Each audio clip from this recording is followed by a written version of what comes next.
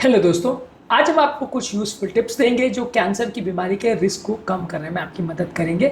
Cancer की बीमारी अपने आप में एक प्रॉब्लमैटिक बीमारी है, जानलेवा बीमारी है। इससे बचना या इसकी रोकथाम करना ही इस बीमारी का सबसे बड़ा क्योर है, क्योंकि अगर एक बार हो जाए तो ज़्यादातर केसेस में लोगों की जान को बचाना बड़ा मुश्किल हो जाता है। काफ़ी केसेस की बहुत ट्रीटमेंट करने के बावजूद भी मृत्यु हो जाती है। तो इसलिए आज हम बात करेंगे कि कैंसर के रिस्क को कम करने के लिए या इसको प्रिवेंट करने के लिए आप क्या क्या चीज़ें कर सकते हैं। सब चीज़ें तो आपके कंट्रोल में नहीं होती है, पर जो जो चीज़ें आप एक्चुअल में कर सकते हैं उन पर बात करेंगे। टॉपिक पर जाने से पहले जो लोग हमारे चैनल पर नए हैं उन्हें रिक्वेस्ट करूँगा कि चैनल को सब्सक्राइब करें, वीडियोस को लाइक करें, शेयर करें, फॉलो करें, कमेंट करें। देखिए, टॉपिक इंपॉर्टेंट है, इसलिए इसे अंत तक देखिएगा। चलिए शुरू करते हैं इंपॉर्टेंट वीडियो।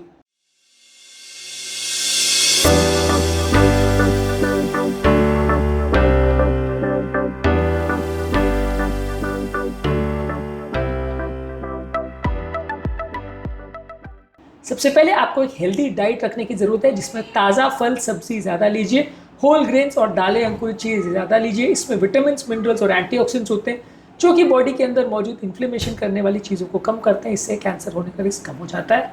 इसके अलावा रेड और प्रोसेस मीट को कम रखिए। रेड और प्रोसेस मीट्स को ज़्यादा मात्रा में लेने से ज़्यादा मात्रा में ये प्रोसेस में जो फूड में जो केमिकल्स होते हैं ये कोलॉन या कोलोरेक्टल कैंसर के साथ एसोसिएटेड होते हैं, तो ये एक इंपॉर्टेंट इशू होता है। इसके अलावा खाने में हेल्दी फैट्स जैसे ऑलिव ऑयल, नट्स और एवोकाडोस को लीजिए और ओवरऑल सैचुरेटेड फैट्स और ट्रांस फैट्स के इंटेक को कम करिए। जितना ज़्यादा आप हेल्दी फैट्स लोगे उतना ज़्यादा आपको कैंसर होने का चांस कम होगा। जितना अनहेल्दी फैट्स या ट्रांस फैट्स लोगे उतना बॉडी में इन्फ्लेमेशन होगा और कैंसर का रिस्क बढ़ जाएगा। वेस्टर्न कंट्रीज़ में काफ़ी जगह ट्रांस फैट्स को बैन कर दिया गया है, क्योंकि उसमें बॉडी में इन्फ्लेमेशन होता है और कैंसर का रिस्क कम होता है।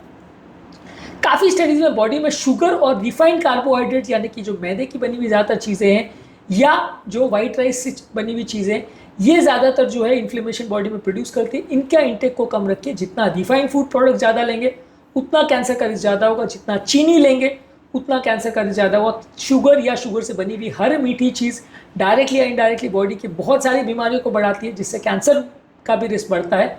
तो इसको आप पूरी तरह से अवॉइड करिए। इसके अलावा एक हेल्दी बॉडी वेट मेंटेन करने का प्रयास करिए। ब्रेस्ट, कोलोरेक्टल और पैनक्रियाटिक कैंसर के रिस्क को कम करने में बॉडी वेट का इंपॉर्टेंट योगदान रहता है। बॉडी वेट को हेल्दी रखें, कम रखें और उसको बीएमआई को प्रॉपर 20-21-22 के आसपास अगर मेंटेन करते हैं तो कैंसर का रिस्क इसमें सिग्निफिकेंटली कम होता है। इसके अलावा रेगुलर फिजिकल एक्टिविटी करिए, लगभग 30 मिनट डेली बेसिस पे या एक हफ्ते में 150 मिनट्स रेगुलर एक्सरसाइज करिए, जिसमें एटलीस्ट 75 मिनट्स विगरस एक्सरसाइज भी करिए। ये अगर आप कर पाते हैं तो इससे आपका बॉडी वेट भी बेटर वे में मेंटेन होगा और कैंसर का रिस्क भी सिग्निफिकेंटली कम होगा। इसके अलावा टोबैको यानी तंबाकू से बने हुए प्रोडक्ट्स को अवॉइड करिए। टोबैको से बने हुए प्रोडक्ट्स जो है कैंसर, खासकर लंग कैंसर का रिस्क बढ़ाते हैं, मुंह के कैंसर का रिस्क बढ़ाते हैं। इसलिए स्मोकिंग और सेकेंड हैंड स्मोक का एक्सपोजर को अवॉइड करिए। सेकेंड हैंड स्मोक का मतलब ये है कि आप तो स्मोक नहीं कर रहे हो, लेकिन परिवार में कोई दूसरा व्यक्ति है या आसपास में कोई फ्रेंड्स या रिलेटिव्स है जो स्मोक कर रहे हैं, उनका स्मोक को आप इनहेल कर रहे हो। इससे कि आपकी बॉडी में टॉक्सिक प्रोडक्ट्स जाते हैं जो कि कैंसर का रिस्क को बढ़ाते हैं।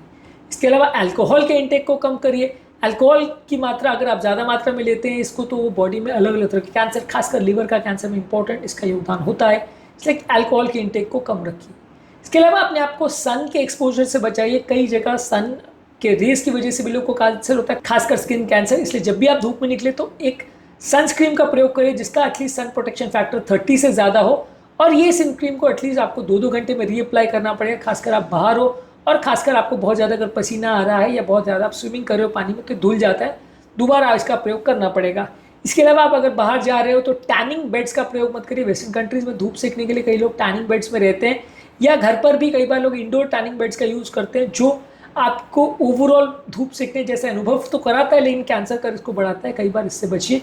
इसके अलावा आप धूप में अगर जा रहे हो तो शेड में रहिए। पीक आवर्स में जब आप धूप में घूम रहे हो, खासकर ट्रॉपिकल कंट्रीज़ में जहाँ धूप बहुत ज़्यादा होती है, वहाँ पे आप प्रोटेक्टिव कपड़े और प्रोटेक्टिव हैट्स का प्रयोग करिए ताकि स्किन पे बहुत ज़्यादा धूप ना पड़े। इसके अलावा ह्यूमन पैपिलोमा वायरस के इन्फेक्शन की वजह से कई बार सर्वाइकल थ्रोट और ओरल कैंसर होते हैं, तो इसका वैक्सीन का प्रयोग कर सकते हैं। हेपेटाइटिस बी वायरस की वजह से भी कई बार कैंसर लिवर का खासकर ज़्यादा होता है, तो इसके वैक्सीन का प्रयोग करिए। इसके अलावा कई कैंसर जो होते हैं वो सेक्सुअली ट्रांसमिटेड होते हैं, खासकर जो ह्यूमन पैपिलोमा वायरस और HIV की वजह से होते हैं। ये कैंसर से प्रोटेक्ट करने के लिए सेक्सुअली जो आप ट्रांसमिटेड डिजीज़ है उससे बचिए और प्रोटेक्टिव या सेफ सेक्स प्रैक्टिसेस का फॉलो करिए। इसके अलावा रूटीन हेल्थ केयर स्क्रीनिंग करते रहिए। कई कैंसर्स ऐसे होते हैं जो अर्ली स्टेजेस में डिटेक्ट अगर हो जाए तो उनको ट्रीट किया जा सकता है, लेकिन प्रॉब्लम इनके साथ ये होती है कि डिटेक्ट बहुत लेट होते हैं। इसलिए अक्सर ट्रीट नहीं हो पाते हैं। खासकर जो ब्रेस्ट कैंसर है, इसके लिए आप 40 से 50 की आयु के बाद मैमोग्राफी कराते रहिए, इसमें कई बार कैंसर डिटेक्ट हो जाते हैं। सर्वाइकल कैंसर के लिए आप पैप स्मीयर और HPV टेस्टिंग जो कराएं 21 साल के बाद कराएं। इसमें क्या रिजल्ट्स मिलते हैं इसके हिसाब से आप फ्रीक्वेंसी को एडजस्ट कर सकते हैं। तो ये भी कराने से सर्वाइकल कैंसर जो फीमेल जेनिटल ट्रैक्ट का कैंसर होता है इससे आप बच सकते हैं। कोलोरेक्टल कैंसर के लिए कोलोनोस्कोपी करा सकते हैं हर 4-5 साल में, और ये 40 की 50 साल की आयु के बाद करा सकते हैं। आपकी फैमिली हिस्ट्री और आपके रिस्क फैक्टर के हिसाब से आप इसकी फ्रीक्वेंसी को कम ज़्यादा कर सकते हैं। प्रोस्टेट कैंसर के लिए जो उसके ब्लड टेस्ट होते हैं वो करा सकते हैं, और 50 साल की आयु के बाद उसके स्क्रीनिंग ऑप्शंस को डिस्कस कर सकते हैं।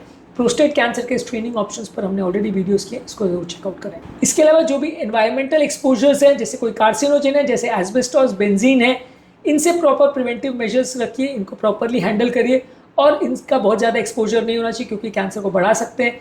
इसके अलावा घर पर प्रॉपर वेंटिलेशन होना चाहिए, कोई केमिकल्स का एक्सपोजर नहीं होना चाहिए। इनके सेफ्टी गाइडलाइंस को फॉलो करिए, नहीं तो इनसे भी कैंसर का रिस्क हो जाता है। खाने पीने में भी जो कार्सिनोजेनिक प्रोडक्ट्स खाने में जाते हैं उनका भी प्रॉपर ध्यान रखिए। यदि किसी व्यक्ति के फैमिली में कैंसर की हिस्ट्री है तो जेनेटिक टेस्टिंग कराइए, देखने के लिए बाकी लोग को भी वो जेनेटिक इश्यूज है या नहीं। और अगर किसी व्यक्ति की फैमिली हिस्ट्री हो तो उसके फैमिली में ज़्यादा सर्वेलेंस भी रखिए, उनके लोग की ज़्यादा जांच करिए, क्योंकि एक व्यक्ति को अगर हुआ है तो दूसरे को भी होने का चांस ज़्यादा रहता है, उसकी टेंडेंसी ज़्यादा हो सकती है कैंसर की। तो वैसे लोगों में ज़्यादा अग्रेसिव जांच और सर्वेलेंस करने की आवश्यकता है, ताकि अगर कैंसर हो तो उसे टाइम पर डिटेक्ट स्क्रीन किया जा सके, टाइम पर मैनेज किया जा सके।